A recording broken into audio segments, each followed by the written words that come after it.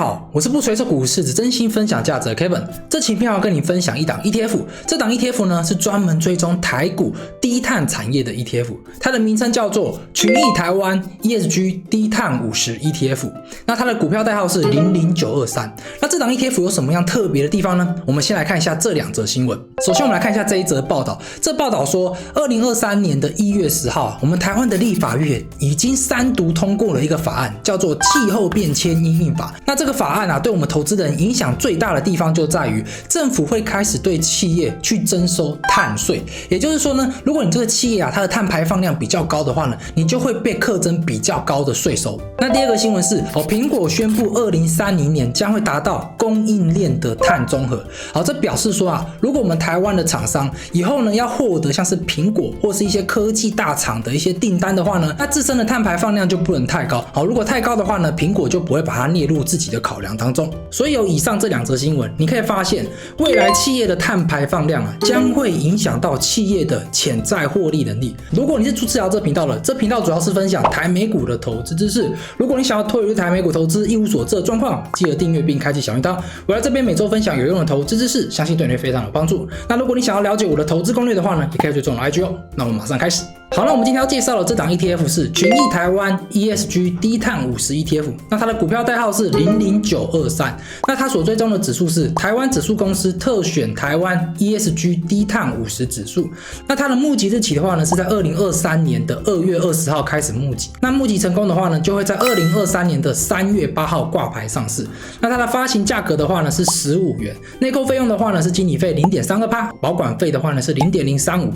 那持股数量的话呢是50只股票，那成分股调整的话呢是每年的3月、6月、9月跟12月份会进行调整。那股息的部分的话呢，它是一档半年配息的 ETF， 是每年的2月份跟8月份会进行配息。那它首次配息的日期是在2023年的8月份，这个部分的话呢，大家要记住。那收益平准金的部分的话呢，这档 ETF 它是有收益平准金的，所以说呢，你投资的话呢，你就不用担心说你的股息会被稀释掉。好，那接下来我们来看一下这档 ETF 它的产业分布的部分，电子产业是77%，金融产业 17.5%， 那传产的部分的话呢，就是比较少，大概只有 5.47%。成分股的话呢，第一名的话呢就是台积电 29.3%， 那再来是联发科 7.1%， 然后鸿海的话呢是 5.2%。那我们可以看到它 Top 10的成分股啊，它的权重加起来大概就是 68%， 而且它 Top 10的成分股呢，也主要都是科技产业的部分。好，那接下来我们来详细了解一下这档 ETF 它的指数筛选规则的部分。首先呢，这档 ETF 它的指数的母体是台湾的上市公司，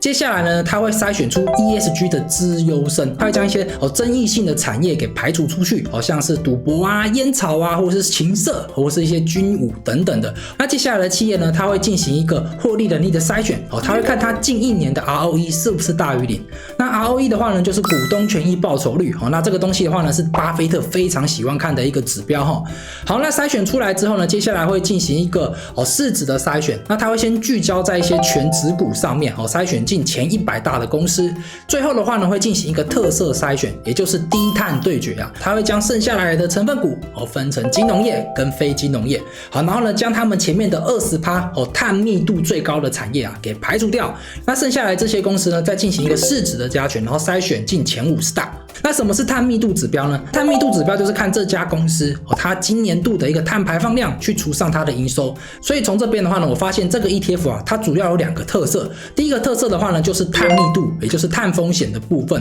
那这个碳密度指标我来科普一下。碳密度指标的话呢，它会看你这家公司它生产的过程当中呢，它排放出了多少的碳。就像是你在工厂外面看到那些烟囱啊，排放出黑烟那些那就是直接的排放。另外一种的话呢，它会看这家公司它所使用的电力，它所使用的能源有排放出多少的碳。就像是我们台湾的电力公司，如果我们把核能全部都废掉，开始去使用像是火力发电的话呢，那我们这些电力它的间接排放出来的碳排放量就会非常的高。那这个碳密度的指标啊，不是我们这些 ETF 他们自己自创的这个碳密度的指标呢，是跟国际衡量碳排放量的标准是一致的。那各位一定有发现到，我们台湾市面上有非常多探讨 ESG 的 ETF，就是什么环境保护啊、社会责任跟公司治理的 ETF， 感觉很像永续发展但是呢，专门专精在探讨碳排放量的 ETF 是非常非常的少的。好，那这档 ETF 的话呢，就是专门专精在碳排放量上面。好，那我觉得这就是它的一个特色。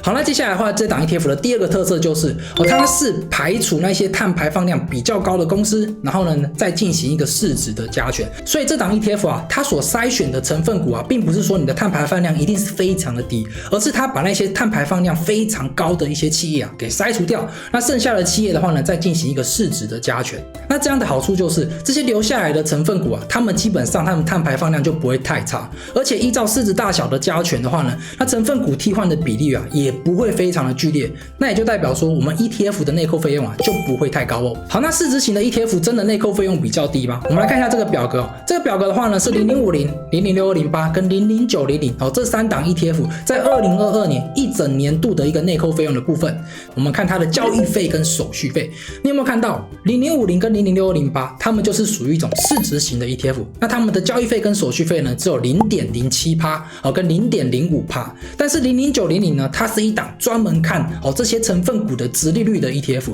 所以呢它的一个周转率就会非常的高。你看它的交易费跟手续费竟然高达了 1% 以上，这是非常非常的高。所以我们从这边可以很明显的看到，依照市值筛选型的 ETF 它的成分股的周转率通常都是比较低，所以说呢它的交易费跟手续费也会比较低，也会使我们整体的内扣费用一起下降好，那接下来我们来思考一下，这档台湾 ESG 低碳50指数，它会有机会去取代我们的台湾50指数吗？我会从几个地方来探讨第一个的话呢就是历年绩效，第二个部分的话呢就是殖利率，第三个部分的话呢就是碳风险的比较。首先我们来看一下历年绩效的部分，你可以看到这一张表格，那这张表格的话呢，黄色的部分的话呢就是我们的加权股价指数，就是我们的台股的大盘，那绿色的部分的话呢就是台湾50指数，那红线的部分的话呢就是台湾 ESG 低碳50指数。那你可以很明显的看到这5年的报酬的部分的话呢，这个红线的部分的话呢是明显的高于我们的台湾50指数好，那接下来我们来看一下这个表格，那这个表格的话呢是我们台股市值前200大企业当中呢，我们把它分为低碳企业跟非低碳企业，那我们来看一下它的报酬的部分。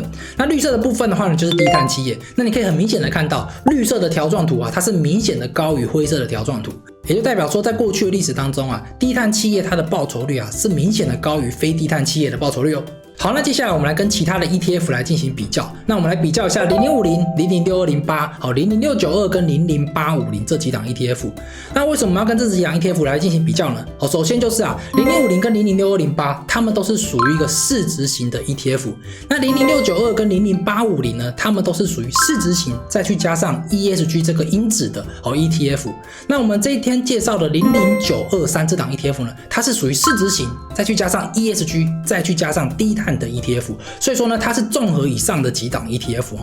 那我们来看一下这几档 ETF 的比较。首先我们来看一下指数的部分，那0050跟00608的话呢就是追踪台湾50指数嘛，那00692的话呢就是富邦公司治理，那00850的话呢就是元大台湾 ESG 永续经营的这个指数。那我们00923的话呢就是群益台湾 ESG 低碳嘛。那筛选的特色我刚刚就讲到了这0050跟00608的话呢就属于市值型，那00692跟00850就是属于市值型再去加上 ESG。那我们00923的话呢就是市值，然后呢 ESG 再去加上低碳。那档数的部分的话呢我也放在下面，那你可以看到它们都是50档股票00692跟00850的话呢则是100档跟86档。那加权方式的话呢都是属于市值加权型的，那我就说嘛，市值加权型的它的内扣费用相对来讲是比较低一点那个股权重的部分的话呢，0050跟00628跟00692是没有进行限制的但是我们的00850跟00923这2档 ETF 都是有进行限制的。那产业分布的部分的话呢，我们这档00923呢，因为它是属于低碳型的，所以低碳的话呢，它会把很多传产给筛除掉。那你可以发现筛除掉的话呢，它基本上就会变成电子产业为主，所以它电子产业的话呢是以 76%， 那金融产业的话呢就是 17% 的部分。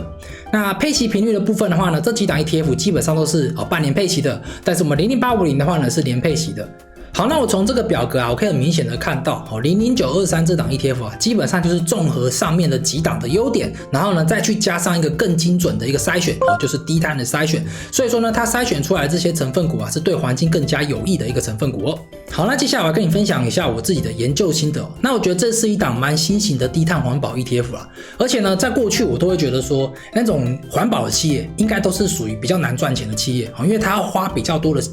成本跟时间呢，跟精力呢，去维护它的一个环保来降低这些污染的排放，所以我会觉得说这些企业应该都不太赚钱吧。但是其实啊，从2020年开始啊，全球就开始盛行那种永续经营的那种投资理念嘛，所以你会发现很多 ESG 的 ETF 啊就发行出来了。那光是这些投资理念当然还是不够嘛，还有很多政府跟很多的企业都加入这些环保的行列，他们都会开始陆续的去